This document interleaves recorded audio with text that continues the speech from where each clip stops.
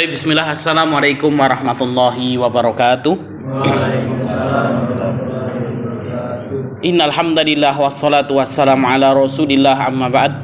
Baik, ikhwan dan akhwat fiddin rahimakumullah, puji syukur kita haturkan atas kehadirat Allah yang telah memberikan kepada kita nikmat dan hidayahnya, baik itu nikmat iman Islam dan juga nikmat kesehatan, sehingga pada kesempatan sore hari ini Allah mudahkan kita untuk bersama-sama bertolabul ilmi. Salawat dan salam semoga senantiasa tercurahkan kepada junjungan Nabi besar kita Muhammad sallallahu alaihi wasallam beserta keluarganya, para sahabatnya, para tabi'in, tabi'ut tabi'in, dan seluruh pengikutnya yang senantiasa mengikuti jejak dan risalah beliau sampai yaumul qiyamah. Untuk mendapatkan barokah dari Allah, mari kembali kita buka dengan membaca basmalah. Bismillahirrahmanirrahim. Taib, Mas dan Mbak yang dimuliakan Allah Subhanahu wa taala, ya insyaallah mulai sore hari ini dan di pertemuan-pertemuan yang akan datang kita akan membahas sebuah kitab ya yang disebut dengan matan. Ya. Matan itu adalah ya kitab-kitab tipis yang kemudian mempelajari ilmu syar'i tertentu. Ya, kalau yang berjalan ya materi kita adalah tematik. Ya, tematik itu materinya bebas apa saja.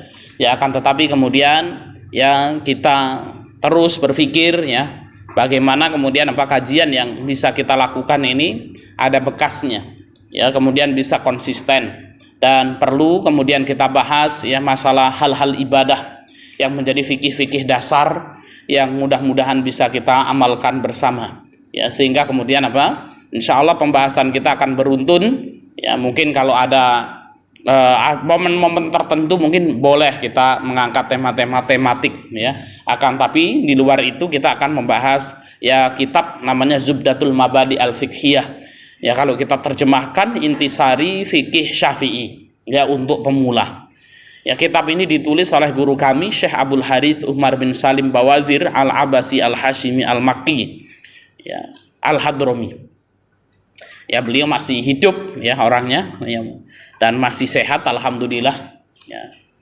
Tadi ba'da zuhur ya beliau WA saya ya, mengomentari ya status yang saya buat seperti itu. Baik, para Mbak dan Mas yang dimuliakan Allah Subhanahu wa taala, kitab ini ya berisi tentang fikih ibadah, di mana fikih ibadah ini merupakan sesuatu yang wajib untuk kita kaji, sesuatu yang wajib untuk kita pelajari. Walaupun mungkin kita pernah dapat ya materi-materinya ya, karena masalah-masalah sholat, masalah kemudian toharoh dan lain sebagainya, akan tapi tidak mengapa ya, tentunya banyak sekali hal-hal baru yang kemudian apa belum kita pahami ya, terutama terkait dengan madhab Syafi'iyah ini. Silakan dibuka dari halaman 5 ya, karena ternyata bukunya ini balik-balik ini Mang ya, tapi mudah-mudahan bisa ya kita baca ya. Halaman 5 bisa disimak ya. Kunut subuh sunnah ataukah bid'ah? Nah ini ya, kita kan sering dengerin ya. Nah, kunut subuh ini sunnah atau bid'ah loh kan ada. Menyentuh wanita yang bukan mahram benarkah membatalkan wudu? Ya, membatalkan wudu nggak Mas? Ya, contoh yang mbak-mbak ya, kemudian apa ya habis wudu ya, kemudian apa disentuh oleh suaminya ya, telinganya dipegang. Nah, ini batalkan wudu atau enggak? Sholat Jumat yang jumlahnya kurang dari 40 orang benarkah tidak sah? Pernah denger ini kan ya, kalau sholat Jumat kena orang 40 enggak sah, benarkah tidak sah? Berbicara masalah fikih tidak lepas dari yang namanya khilaf ya, dan perbedaan pendapat.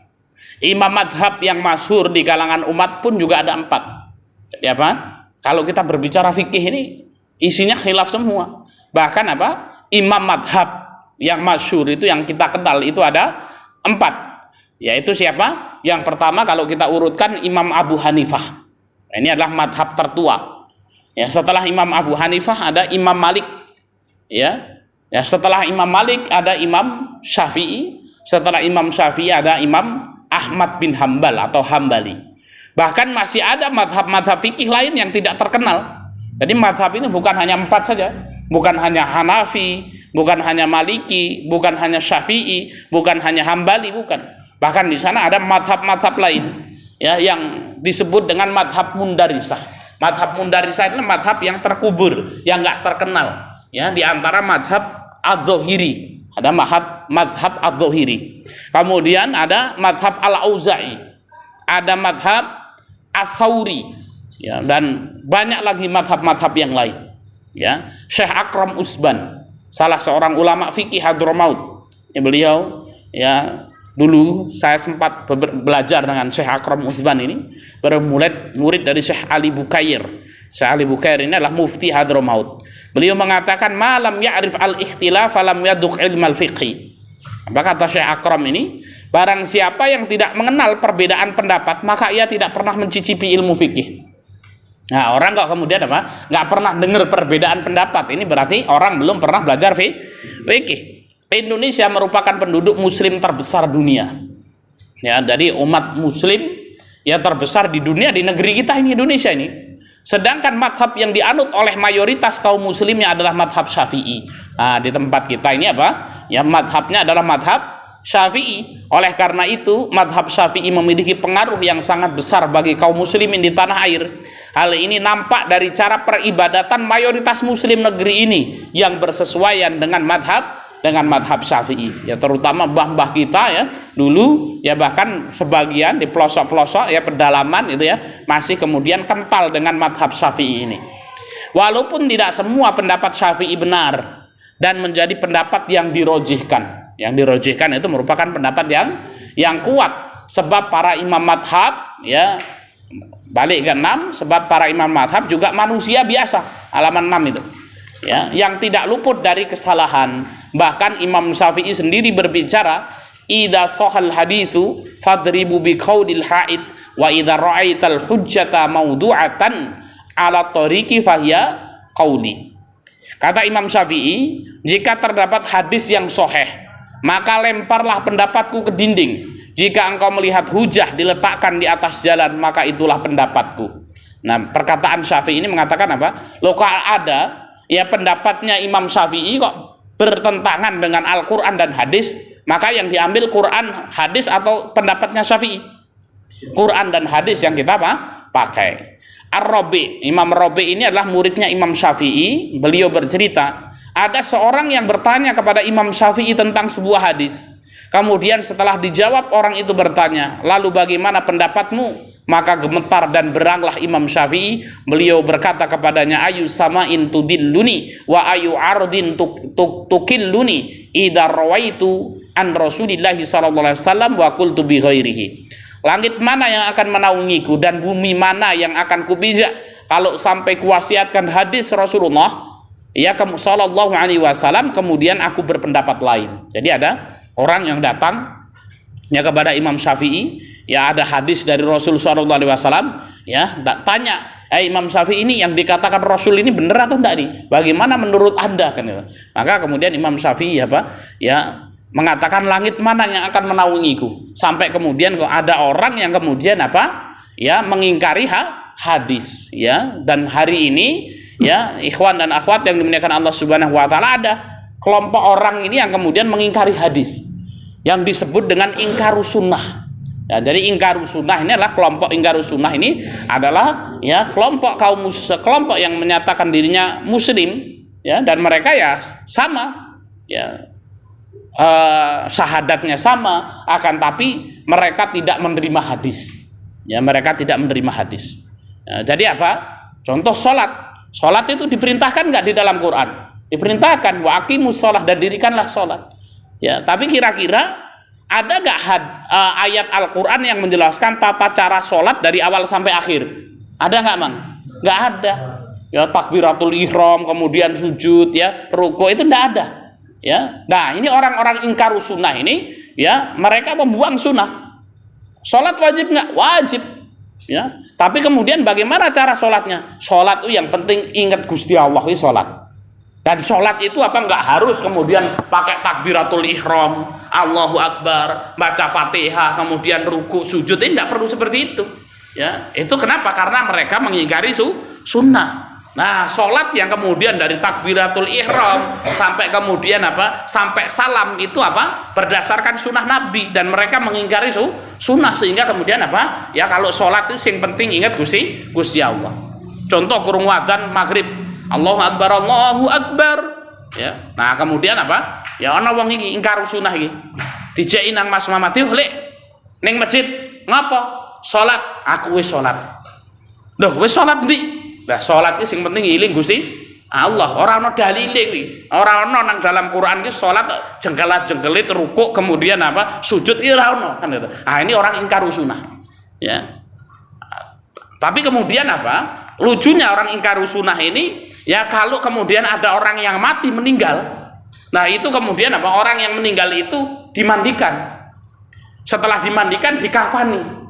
Setelah dikafani disolatkan kemudian dikuburkan, ngikuti sunnah Rasulullah padahal nggak ada di dalam ayat Quran itu tadi ya. Maka kemudian apa, sangat mudah untuk membantah mereka itu kan gitu ya. Nah yuk wae sholat yuk kan gitu ya, ya kemudian apa ya, mereka ya yang penting iling Gusti Allah, tapi nek ono keluargane mati kemudian apa ya didusi ya, kemudian dikafani kan gitu ya. Maka kemudian apa ya, kalau ketemu orang seperti ini ya ora perlu didusi ya, Mang Mamat kon ngurusi misalnya mangki ya apa jenenge bapake mati ya wis teko rono, teko nang wong ingkar sunah kuwi teko rono apa nggawa karung ae kan gitu ya, ngerti ya ngapa kuwi mang ya, mayite lebokke karung ya, kemudian apa pikul ya, kedokke apa jenengane ya kuburan yang buri omah itu kan gitu. Loh ngapa iki kok gini, harusnya disolatkan. Loh ini ya, ini orang-orang tuntunan sekolah Rasulullah kan ya, ngedusi kemudian apa mensolatkan. Nah itu, nah ini ada orang-orang yang kemudian apa mengingkari sunnah Nabi Shallallahu Alaihi Wasallam. Baik, maka kemudian apa ya, oleh karena itu taklid terhadap suatu madhab dan enggan mengambil kebenaran dari pendapat yang lain tidaklah dibenarkan, karena tidak ada satu madhab pun yang sempurna. Ya, jadi apa? Boleh ya kita ini bermadhab kan gitu ya. Boleh ini kita bermadhab. Tapi kemudian nggak boleh kemudian kita apa taklid ya, saklek dalam satu madhab dan kemudian menyalahkan madhab yang lain. Nanti akan kita bahas ya, apa hukum bermadhab itu kan gitu ya. Apa hukum bermadhab ya? Karena yang akan kita pelajari ini adalah madhab apa?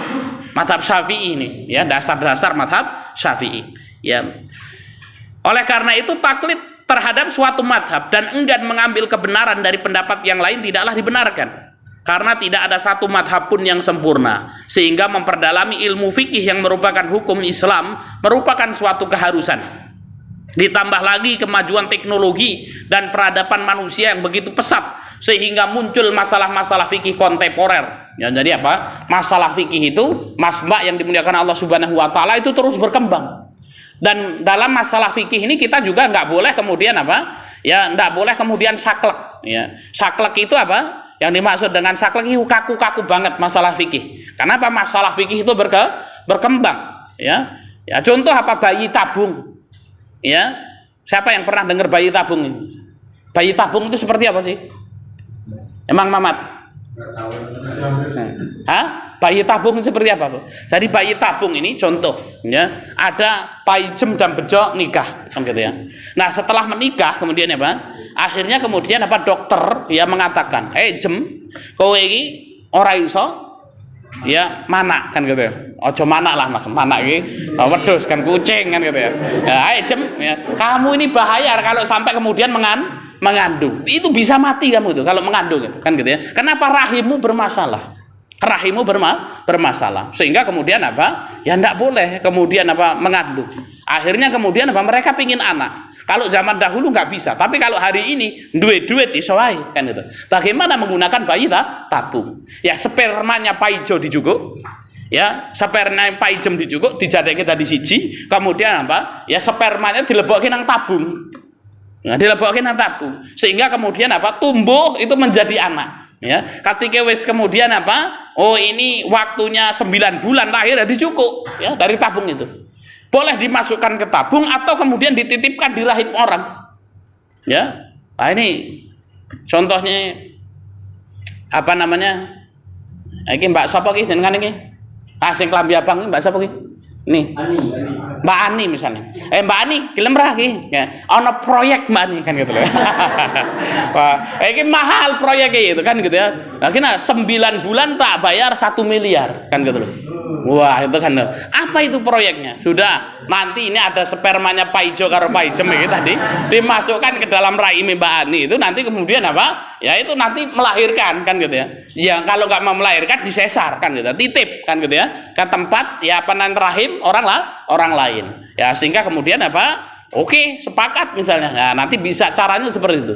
Ya baik dimasukkan di dalam tabung atau kemudian masukkan ke dalam rahim ya wanita lain. Ya ini gimana Mas? Boleh nggak hukumnya nih Mang Mamat ini? Boleh nggak ini hukumnya nih? Bayi tabung ini? Hah? Belum tahu saya. Belum tahu kan itu. Ini hukumnya boleh menurut jumhur ulama.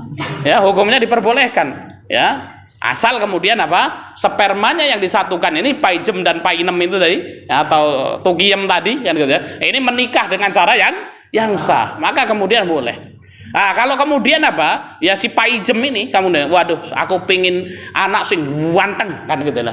Akhirnya kemudian tuku spermane artis Korea kan gitu loh. Kan gitu ya. Lee Min Jung apa siapa kejenengan kan gitu ya. Akhirnya kemudian beli di sana kan gitu loh. Lah kenapa kok kemudian lah iki kok nek nggo spermane Paino iki dadine elek kan gitu loh kan gitu. Wireng ya kluwus ngentutan kan gitu loh. Gitu. Akhirnya kemudian apa ngambil yang beli spermanya orang Korea sana itu. Ya kemudian apa ditransfer kan gitu ya. Akhirnya kemudian apa? Ya pakai bayi tabung itu. Boleh nggak hukumnya ini, Bang? Nggak boleh. Kenapa? Kan nggak ada ya apa namanya ya tali ikatan ya pernikahan yang sah. Nah ini contohnya ini bermacam-macam ini berarti apa ya tentang bayi tabung, donor darah ya ini bagaimana hukumnya donor darah kan gitu ya. Kemudian khitan laser ya khitan laser itu kan kemudian apa dulu ada pengobatan yang sama dengan khitan laser itu namanya al-kai. Rasul Shallallahu Alaihi Wasallam bersabda, ya asyifa'u fi salas, pengobatan itu ada 3. Nah ini, jadi kalau kita mau berobat ada 3. Ya kalau kita mau berobat ada 3. Yang pertama surbatul asl, minum madu. Nah, ini meriang-meriang, ya kemudian apa? Minum madu. Ya ini maka kemudian apa? Padha duwe madu lagi mang itu. Aku ora dodolan madu, pasti nek krungu Pak Agus Salim seneng ya kan gitu ya. Bakul madu kan gitu ya. Maka kemudian apa? Minum madu surbatul asl. Kemudian apa? Yang kedua surtatul mihjam. Ya, pengobatan itu dengan bekam. Ya, pengobatan itu dengan bekam. Ya, maka pegel-pegel lawai, kemudian apa bekam. Ya. Kemudian yang ketiga apa? Al-kai. Ya, jadi kai itu adalah besi yang dipanaskan. Ya, besi yang dipanaskan. Ya, kalau kemudian apa? Ya, ini orang-orang Yaman dulu itu biasa pakai kai.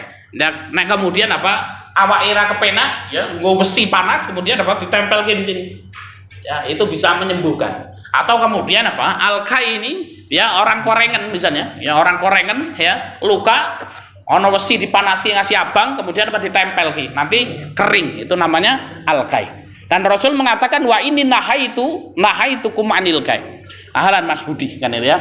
Dan aku kemudian apa melarang umatku untuk berobat dengan kai, yaitu dengan apa? Besi yang dipanaskan. Jadi cara main kai ini apa? Yaitu apa menggunakan pemanas yang dipanaskan kemudian sembuh. Sehingga ulama berselisih pendapat. Kai ini hukumnya apa? Ada yang mengatakan al-kai hukumnya haram, ada yang mengatakan al-kai hukumnya makruh, ada yang mengatakan al-kai hukumnya boleh. Nah, hari ini ada namanya khitan laser. Nek biyen zamane Mang Karsudin karo Mang Mamat iki nek bar sunat kan gitu ya. Bar kuwi apa? Ya gendelen wedi menteng-menteng kan gitu ya.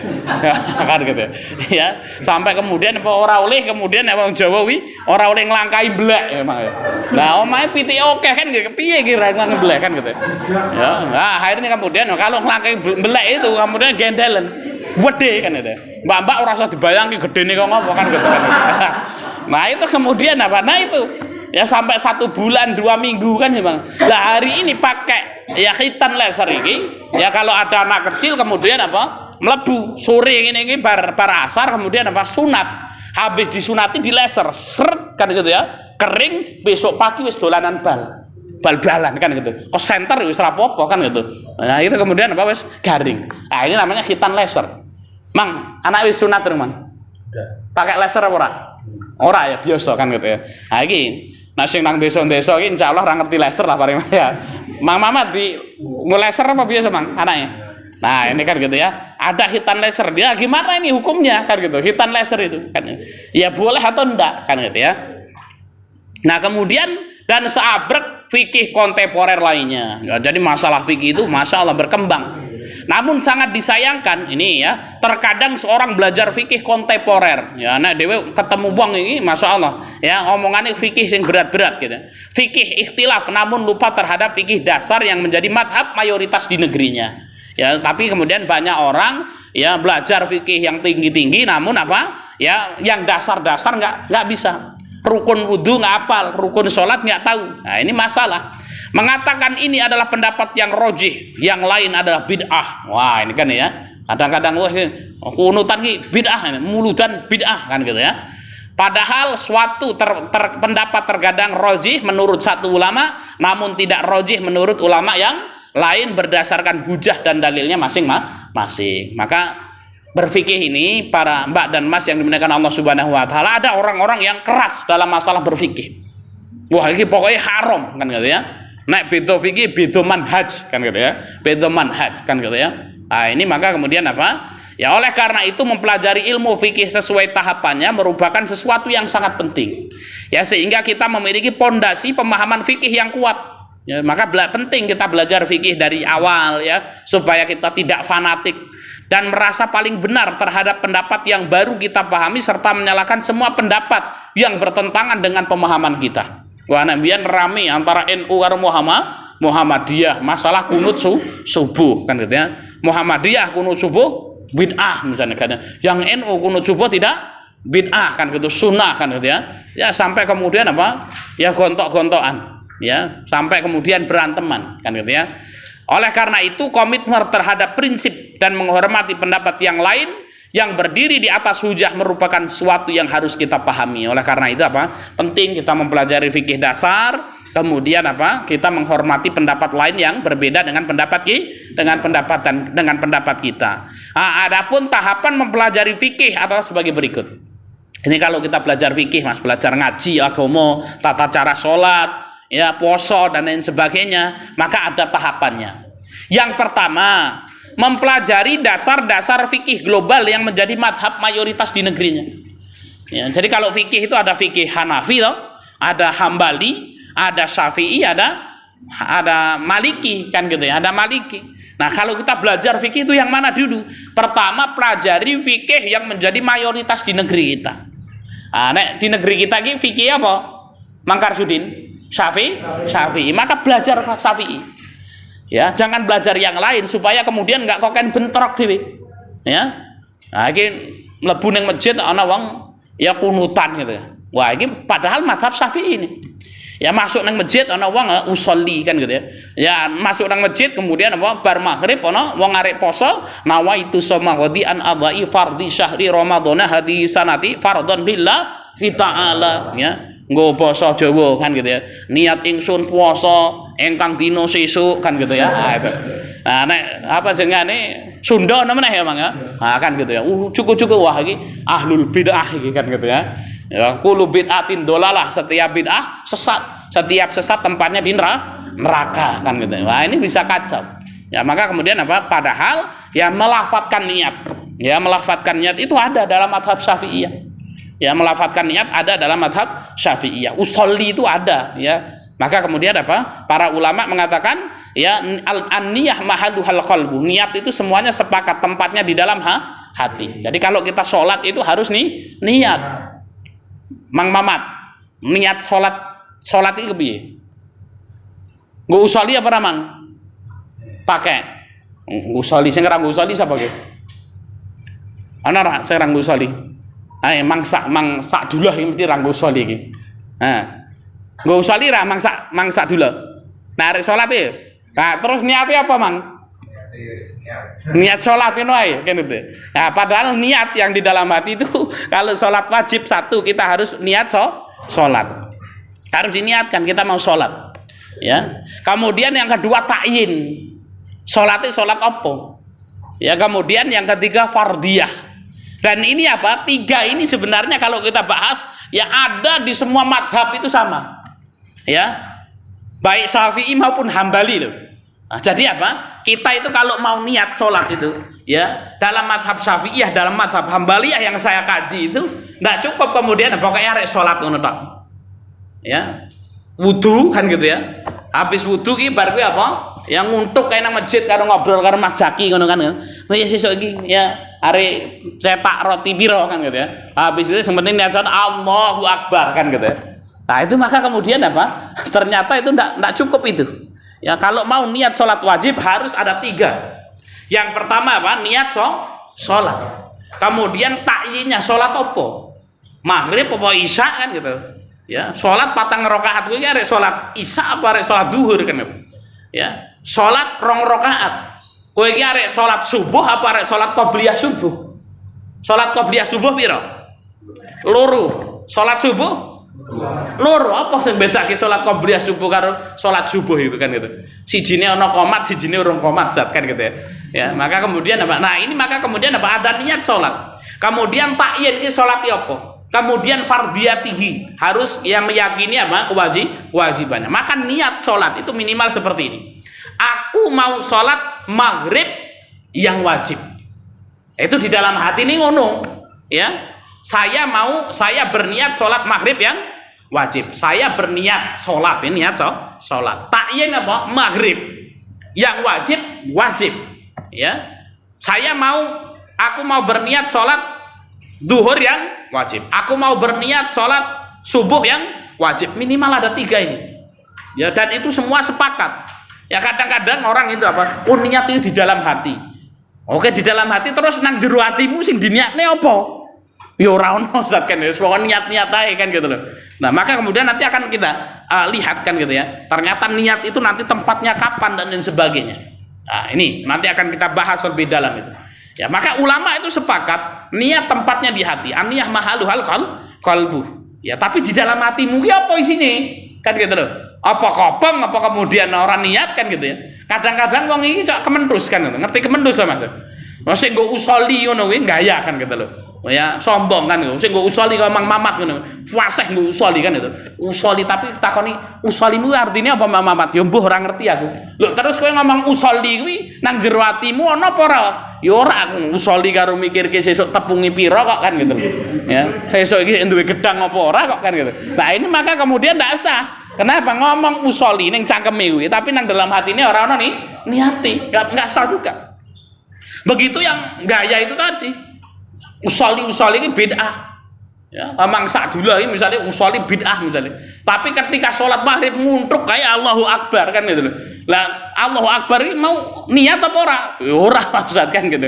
Nah, kadang-kadang orang itu ribut ya. Usoli ini paling bener, ngucap di usoli tapi di dalam hatinya tidak berniat. Ada orang juga yang mengatakan usoli bid'ah, ora usoli, ora niat kan gitu loh. Nah, ini maka kemudian hal-hal seperti ini yang akan kita kaji lebih dalam insyaallah. Ya kalau dalam madhab Syafi'iyah itu mengucapkan usolli, melafadzkan niat hukumnya adalah sunnah, mustahab. Ya, wah ini saya ketika menyampaikan ini kan gitu, wah ribut juga itu jamaah kan gitu. Ya, wah ini Ustadz malik bido saya kan gitu ya, Ustadz malik bido kan gitu. Ya maka kemudian apa? Ya usolli kalau dalam madhab Syafi'iyah aniyah mahaluhal qalbu, niat tempatnya di dalam hati. Wa talafut biha sunatun, melafadzkannya adalah sunnah. Ya, jadi mengucapkan usolli adalah sunnah. Ya, ada yang mengatakan bid'ah itu karena nggak ada dalilnya. Mosok Imam Syafi'i madhab Syafi'iyah mengatakan sunnah orang duwe dalil, emang dapuranmu kan ngono kowe. Nah, orang ngerti dalil kan gitu. Wah, mereka pintar juga. Ya ora ono dalil nang Quran karo nang sunnah ora ono kan gitu. Loh, dalil itu bukan hanya Quran sama sunnah saja. Dalil itu banyak. Ada Quran, ada sunnah. Ya kemudian ada ijma', ada qiyas, ada mafhum mukhalafah, ada mafhum muwafaqah, ya ada maslahah mursalah, ada sadud dariyah. Ya, apa kuwi geblek apa lemper gitu Ustaz gitu ya. Ya. Jadi apa dalil-dalil itu banyak. Ya kalau madhab Syafi'iyah mengatakan talafut biha sunatun. Kenapa? Karena kemudian ada dalilnya itu dengan kias. Ya, kias. Ya kiasnya apa? Ya, Rasul itu suatu hari ya masuk ke dalam rumah. Ya habis sholat subuh itu masuk ke dalam rumah. Ya sampai rumah kemudian apa? Takon karo ibunda Aisyah. Wahai Aisyah, ada makanan apa ini? Ya pagi hari ini. Aisyah mengatakan ya Rasul tidak ada makanan apa-apa. Ya, nah, kira-kira nek Mang Mamat sing mak jangan apa ora duwe apa-apa kira-kira bajul kuwi kan ngene mejane ya remuk kan gitu. Mosok ora kemudian masak kan. Rasul kemudian apa? Mengatakan ini idan soim. Wahai Bunda Aisyah, wahai Aisyah, karena tidak ada makanan apa-apa. Ini idan soim. Kalau seperti itu aku berniat puasa. Nah, jadi Rasul ketika mau puasa sunnah ini melafadzkan niat nggak? Melafadzkan niat ini idan soim. Kalau seperti itu aku berniat puasa. Ya. Sehingga kemudian apa? Contoh lagi, ketika mau haji, mau umroh, ya, ketika kita sampai ke mikot ini ada Mang Mamat, ada Mang Karsudin. Ya, ketika mau umroh itu, Mang wingi umroh wi, niatnya diucapke apa ning dalam hati, Mang? Hah? Dalam hati gitu, wis diwarai seru-seru di dalam hati, diucapke kan gitu ya, diucapke nawa itu ya umroh kan gitu ya, wis lali gitu. Mudah-mudahan meneralari rono meneh kan gitu, yang belum ya kesana insya Allah mudah-mudahan bisa sampai ya, amin ya. Ya, maka kemudian apa? Ya aku berniat umrah. Nawaitul hajj wal umrah. Rasul itu kalau mau umrah mau haji diucapkan, ya diucapkan. Maka apa? Kalau Rasul mau puasa saja itu, ya mengucapkan niat, kan gitu ya. Kalau haji saja juga mengucapkan niat. Loh, kenapa kok sholat nggak boleh? Padahal apa puasa itu rukun Islam apa tuh? Rukun Islam, haji, umrah rukun Islam itu. Rukun Islam, sama-sama rukun Islam kan. Rasul juga melafadzkan. Jadi kemudian apa? Ya boleh kemudian apa? Kalau kemudian ya apa namanya? Ya mau sholat juga diucapkan. Ya, nah ini dalil yang pertama qiyas. Ya. Kemudian apa? Dalil akli, dalil menggunakan akal. Ya ternyata lafadz itu menurut madhab Syafi'iyah itu dapat menguatkan hati. Ya jadi daripada nang dalam hati yang ngomong ini, aku niat sholat maghrib yang wajib. Ya kadang-kadang ya cok lali memang. Itu. Tapi nek kemudian apa kita ucapkan, aku berniat sholat maghrib yang wajib. Nah, itu kan kemudian menambah mantap. Maka menurut madhab Syafi'iyah melafalkan niat itu dapat menguatkan hati. Namun dibantah oleh madhab Hambaliyah. Ya, madhab Hambaliyah itu Imam Ahmad bin Hambal. Imam Ahmad bin Hambal ini siapa aja? Muridnya Imam Syafi'i. Jadi Imam Ahmad ini murid Imam Syafi'i, tapi beda karo gurune kan itu. Apakah kemudian Imam Syafi'i mengatakan oh dasar murid durhaka kan gitu ya? Enggak kan gitu. Kenapa? Karena ini masalah ijtihadiyah. Ya sehingga kemudian menurut madhab Hambali diantaranya adalah Syekh Utsaimin dalam kitabnya Syarah Riyadhus Shalihin, ya Syekh Utsaimin mengatakan an-niyah mahaluhal qalbu. Niat itu tempatnya di dalam hati. Wa talafut biha bid'atun, dan mengucapkan niat itu bid'ah. Loh, kenapa? Satu, orang ono contoh nih dari Rasulullah. Rasulullah nggak pernah mengucapkan usolli. Ya, sahabat juga tidak melakukan. Kemudian menurut madhab Hambaliyah, ya mengucapkan niat itu bukan menguatkan hati, melemahkan hati, sehingga wong ngomong tak ning kemudian apa hati ini lali, sehingga kemudian menurut madhab Hambaliyah maka melafadzkan niat hukumnya bid'ah.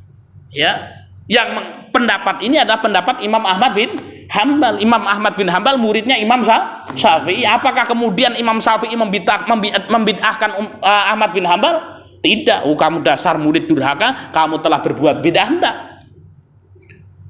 Madhab Syafi'iyah itu ya kunut itu merupakan sunnah abad. Kalau lupa kunut subuh itu kemudian pas sujud sahwi, itu dalam madhab Syafi'iyah. Ya, dalilnya juga kuat. Suatu hari ada sahabat yang sholat di belakang Rasul Sallallahu Alaihi Wasallam selama 1 bulan, kemudian Rasulullah kunut terus selama 1 bulan, kemudian Rasulullah kunut. Ya, sehingga kemudian apa? Oh, ini menandakan bahwasanya apa? Ya, kunut subuh itu adalah sunnah. Kemudian ada hadis lain, ya, yang dipakai oleh madhab Hambali.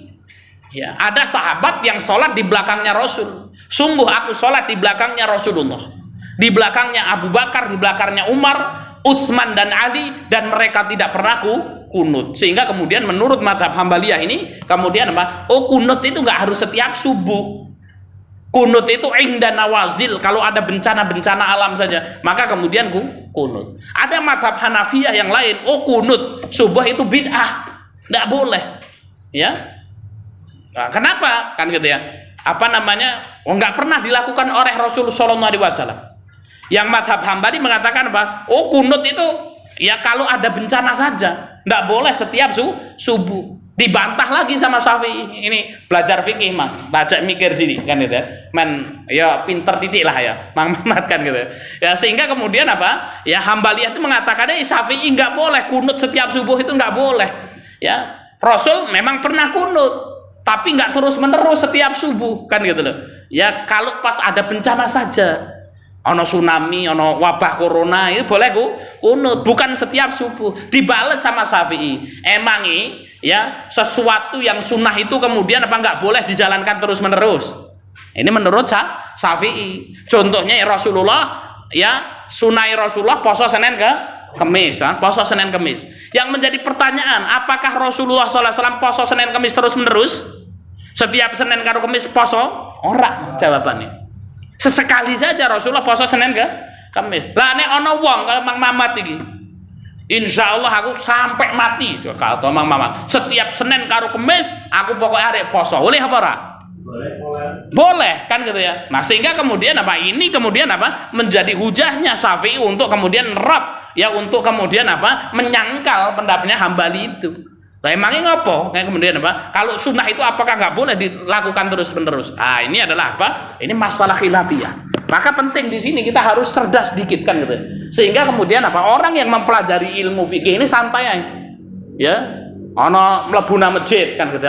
Kunut kan gitu. Ya wis, Ustaz nek ana masjid kemudian kunut ngene aku kan gitu loh. Ya ndonga wae kan gitu loh. Kunut kan gitu. Lah di Masjid Nabawi kunut ra, Mang? Hah? Kunut enggak kemarin ya? Enggak ya. Di Masjidil Haram enggak kunut. Ya kalau Ramadan kunut kan gitu ya. Ya maka kemudian apa? Ya di negeri-negeri yang madhabnya Syafi'i maka mereka melakukan kunut. Ya maka ini sehingga kemudian kita bisa lebih legowo. Ini yang pertama ya, mempelajari dasar-dasar fikih global yang menjadi mayoritas madhab di negerinya. Yang kedua, mempelajari dalil-dalil yang menjadi hujah mayoritas madhab di negerinya. Ya maka kemudian apa? Ini kita belajarnya metode taklidiyah. Belajar fikih ini kita. Ono dalil ya apa? Orang ono gini Mas. Ya karena apa? Karena kita urung belajar dalil. Abot mengenai belajar dalil. Ya engko barku ya mau sesuk Mas Budi serang mangkat meneh. Mumet isa dalil-dalil kan gitu. Ya yang penting iki halal, haram ini kan gitu ya sudah itu. Ya sing penak-penak di sini. Nah, ini kalau kita sudah belajar gitu orang no dalile ya kemudian belajar dalil. Yang ketiga mempelajari khilaf ulama beserta dalil dan hujahnya. Jadi apa? Dalam madhab pun itu juga berselisih pendapat. Dalam satu madhab itu ada perselisihan pendapat. Kemudian yang ketiga qauli rajih minhum, mempelajari madhab yang lain dan diambil yang rajih. Ya dewe iki ya apa namanya? Mempelajari satu madhab aja sudah lumayan lah kan gitu ya. Ini buku yang berada di tangan pembaca ini halaman 8 berisi dasar-dasar fikih madhab Syafi'i yang ditulis oleh Syekh Abdul Hadis Umar bin Salim Bawazir, ketua Yayasan Rabiul Khair sekaligus anggota Majelis Ulama Ahlus Sunnah wal Jamaah Hadramaut Yaman Selatan. Buku ini diharapkan dapat memberikan sedikit tambahan pemahaman dasar madhab Syafi'i secara global yang mana madhab ini merupakan mayoritas di negeri ini. Mudah-mudahan Allah Subhanahu wa taala merahmati penulis, penerjemah dan pembaca buku ini. Amin ya rabbal alamin. Ini saya terjemahkan di kota Ma'rib. Kota Ma'rib ini kotanya Ratu Bilqis ya, di zaman Raja Sulaiman itu. Liburan musim panas Yaman Utara ya saya terjemahkan selesai pada hari Kamis 21 Juli 2016 ya. Pukul 22 jam 10 bengi lewat 8 gitu ya. Al-Fakir ila rahmatir Rabbi. Ya ini saya selesai menerjemahkan ini di tahun 2016. Pirang tahun berarti Mang saya gimana? Ya 6 tahun yang lalu ya, 6 tahun yang lalu. Bengi-bengi di kota Ma'rib ini selesai jam 10 lewat 8 menit waktu Yaman Utara. Baik. Ini akan kita tutup pembahasan kita sebelum tanya jawab ya, karena kita mau belajar fikih madhab Syafi'i. Yang menjadi pertanyaan sekarang, dewe iki kan wong awam ya Mas Zaki ya. Wong awam iki melu-melu ya, melak-melak wae. Yang menjadi pertanyaan Mas Budi, wajibkah orang awam seperti dewe iki bermadhab? Ya, lagi mbak-mbak ya. Tahu madhab ya, madhab iki Syafi'i apa Hambali kan gitu. Nah, haruskah orang awam seperti kita ini bermadhab? Ya, apakah orang awam seperti kita wajib bermadhab? Nah, silahkan. Gimana? Mangsa dulu. Dewe ini wajib bermadhab apa ora? Hah? Mas Budi? Wajib. Apa ki definisi wajib? Engko dhewe belajar. Wajib itu kalau dijalankan mendapatkan, kalau ditinggalkan berdosa. Berarti nek wong ora duwe madhab dosa. Saiki aku takon, Mas, madhabmu apa? Hah? Madhabnya apa, Mas? Syafi'i. Nah, ngaku madhab Syafi'i. Wis tau belajar kitab opo saka madhab Syafi'i? Lah urung tau belajar kitab ini arek belajar ki. Kitab cilik penting ini ngomongnya madhab Syafi'i, pede banget deh madhab Syafi'i kan gitu. Ya. Kadang-kadang kita tanya, Pak, madhabnya Syafi'i kan gitu. Belajar kitab apa kan gitu. Ya orang tau belajar kitab Mas kan gitu. Ngono kok ngaku duwe madhab ki lho kan gitu. Nah, sekarang menjadi pertanyaan, apa hukum bermadhab itu? Wajib apa enggak? Ayo Mas. Nah, Mbak, ada yang mau jawab? Silakan. Apa hukum bermadhab? Haruskah kita bermadhab? Wajibkah kita bermadhab? Nek dhewe ra bermadhab dosa apa ora? Ayo Mamat. Iki jane arek ngomong wajib tapi kok ndak ditakoni bukune apa kan ngono kuwi. Nah, jadi khilaf. Gimana? Mungkin tidak wajib ya, cuma harus sebagai tuntutan kita beribadah. Nah, ini ada Karsudin tidak wajib tapi dituntut ya sebagai tuntunan beribadah ya. Jadi misalnya berarti tidak wajib ya, tidak wajib. Harus nggak kita itu pokoknya duwe madhab Syafi'i atau Hambali atau Hanafi ngono? Harus ya. Nah, ini sama seperti pendapatnya Ustadz Abdul Somad. Ustadz Abdul Somad itu berpendapat apa? Ya orang harus bermadhab. Kalau madhab Syafi'i ya kemudian harus mengikuti Syafi'i terus. Nggak boleh yang lain kan gitu. Nah, ini Mang Karsudin harus bermadhab. Madhabnya apa Mang? Juga Syafi'i. Ya. Nah, lakuin nek takon karo aku ki kamu madhabnya apa ki? Emang yakin saya madhabnya Syafi'i ya? Hah? Nah, ini contoh ini Mang Karsudin ya. Wajib bermadhab Syafi'i kan gitu. Nah, berarti orang yang mengatakan bermadhab Syafi'i, dia harus mengambil madhab Syafi'i baik yang berat maupun yang ringan. Mang Karsudin kemudian lunga umroh, ketemu siapa kajengane mutawif kan? Pak Mahfud kan gitu ya. Pak Mahfud ini hukumnya apa? Nah, Pak Mahfud ini nang Saudi madhabi Hambali. Ya, wong Saudi itu madhabi Hambali. Ya, orang Mekah Madinah itu madhabnya Hambali. Ya, Mang Karsudin takon hukum karo Pak Mahfud iki. Wong Saudi kono manggonane Saudi. Kemudian apa? Ya, haruskah ya Mang Karsudin takon dhisik. Mohon maaf sebelumnya Pak Mahfud ini jenengan ini madhabi apa kan itu? Ya. Oh, alhamdulillah saya madhabi Hambali. Mohon maaf Pak. Ya, karena Hambali saya takon sing nang Syafi'i ya. Nah, kan itu. Ah, goleki sing madhab Syafi'i iki sapa kan itu? Ya takon kan gitu. Nah, ini yang menjadi pertanyaan, wajibkah kita bermadhab ini? Ayo jawab. Mangsa dulu. Khilaf ya. Daripada engko tekan suri kan gitu ya. Wis tak jawab kan gitu.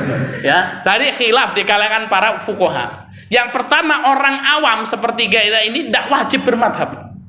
Ya, tidak wajib bermadhab. Bagaimana ngomong wajib bermadhab? Wong dhewe madhab Syafi'i, buku madhab Syafi'i apa? Empuh ora ngerti.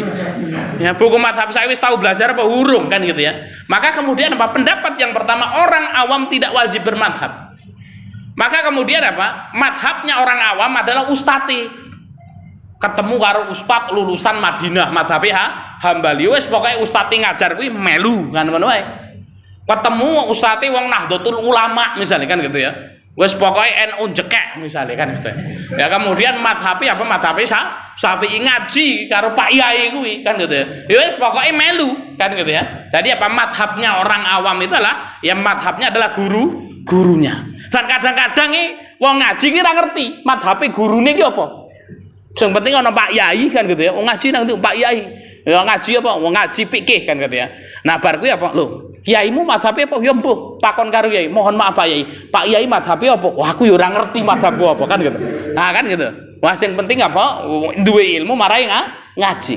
Maka pendapat yang pertama, orang awam tidak wajib bermadhab. Kenapa repot kalau kemudian wajib bermadhab? Ya, satu kemudian apa? Dia tidak tahu di situ yang bermadhab ini siapa. Yang bermadhab Syafi'i siapa misalnya? Ya sehingga kemudian apa? Pendapat yang pertama, orang awam tidak wajib bermadhab. Jadi arek takon ning sapa wae silahkan. Ya. Mang Mamat iki mesti ana wong lewat nang ngarep Umar Bakri kuwi sarungan karo nggo apa jenengane peci kan, kayane ustad iki kan gitu. Mas aku arek takon iki hukumnya apa sih kan gitu ya. Jebule wong gemblung ditakoni orang ngerti kan gitu ya. Ya kemudian apa? Oh sudah dijawab ya. Maka ndak perlu kemudian takon madhabi apa. Madhab Anda apa kan gitu ya. Nah, ini yang pendapat yang pertama. Kenapa? Karena repot nanti kalau kemudian saya madhabi Syafi'i. Dan bar kuwi urung tahu belajar kitab Syafi'i kan gitu deh. Kemudian ustadz malah lulusan Madinah misalnya, madhabi Hambali. Ya maka kemudian apa? Ini pendapat yang pertama. Pendapat yang kedua, orang awam harus bermadhab. Ya, jadi apa? Yang pendapat Mangkarsudin juga ada. Orang awam harus bermadhab. Kenapa? Kalau tidak bermadhab ini bisa kacau. Ya, kenapa? Ya, setiap madhab itu ada yang berat, ada yang ringan itu tadi. Sehingga wong nek ora bermadhab iki, engko goleki sing penak-penak tok setiap madhab kuwi, kan gitu loh. Ya, iki kok angel iki, wis moh lah golek madhab liyane wae sing penak, kan gitu ya. Nah, iki Mas Mahmud misalnya. Ya, Mas, ini Mas apa? Hah? Mas Fauzan kan gitu ya. Wah, Mas Fauzan arek bojo nglamar akhwat kan gitu loh. Lamar akhwat ternyata apa? Wis ya wong tuane ngomong Mas Fauzan blas aku wis ora srek karo jenengan gitu kan. Wis tak tolak mentah-mentah aku ora setuju kan gitu. Ora setuju kan gitu. Wah, akhirnya kemudian apa ngomong Mas Fauzan iki karo akhwat sing dilamar mau dik. Ya ndak mungkin ini kita bersatu ini. Kenapa? Bapakmu ora setuju kan gitu. Nah, akhirnya kemudian apa? Akhirnya karena Mas Fauzan iki ora duwe madhab kuwi mau kan gitu. Ya, jadi kalau nikah itu dalam madhab Syafi'iyah harus ada wali, itu wajib rukun kan gitu. Akhirnya Mas Fauzan karena nggak bermadhab itu tadi, maka mikir-mikir, ono lagi madhab sing kemeneran membutuhkan wali. Ternyata ada di dalam madhab Hanafiyah. Di dalam madhab Hanafiyah itu wali itu bukan rukun nikah. Sehingga kemudian apa Mas Fauzan akhirnya ngomong, "Dik, sudah kita kabur ya, kawin lari kan gitu." Nah, terus kok sing jadi wali sapa Mas kan gitu. Tenang ya, kita pakai madhab Hanafi kan gitu. Nah, kenapa madhab Hanafi iki nggak perlu wali? Lah terus bagaimana? Kowe ngomong ini deh, wis yang penting golek saksi kan gitu. Saksi wis Mangkarsudin karo Mang Mamat beres lah wong loro kan. Wong kabeh salat kan gitu ya. Ya kemudian apa? Ana sing ya engko Mas hati-hati aja dipraktekno iki kan. Bahaya iki. Wong kok dipraktekno iki jarine Ustaz Syahid oleh kan gitu. Ah kurang ajar kene. Ya, akhirnya kemudian Pak sudah ya digawa kabar yang Umar Bakri. Ya, kemudian apa? Mangkarsudin, Mang Mamat metu kan. Mau pozan kan? Aku arek bojo. Nanti kene kan. Wis cukup apa? Ya akad kuwi ana sing lanang ana sing wedok kan gitu ya. Saksine loro wis cukup. Nah, terus wong wedok iki kan ngomong apa? Ya kekasihnya Mang Fauzan iki tadi, ya nanti kamu mengucapkan gini deh. Saya nikahkan diri saya sendiri dengan dirimu kan itu. Dengan mahar misalnya ya cincin dari besi dibayar tunai misalkan ya. Ya, cincin dari besi dibayar utang misalnya ya. Cincin dari besi utang mereka gitu ya. Nah, maka kemudian dalam madhab Hanafiyah ini sah. Ya, enggak sah. Enggak perlu kemudian apa pakai wali. Nah, ini orang yang bermadhab, orang kalau nggak bermadhab ini repot. Nanti bisa seperti ini kasusnya kayak Mas Fauzan ini kan gitu. Yo, habis itu kamu wes orang ngakak orang apa-apa kawin siri kan gitu ya. Wah, seminggu baru dicerai nih, pindah meneh golek kan gitu. Ah, itu kan repot ya kan gitu. Nah, ini maka pendapat yang kedua ini ya bermadhab itu hukumnya wajib. Kenapa? Nanti wong golek sing kepenak-penak ini loh.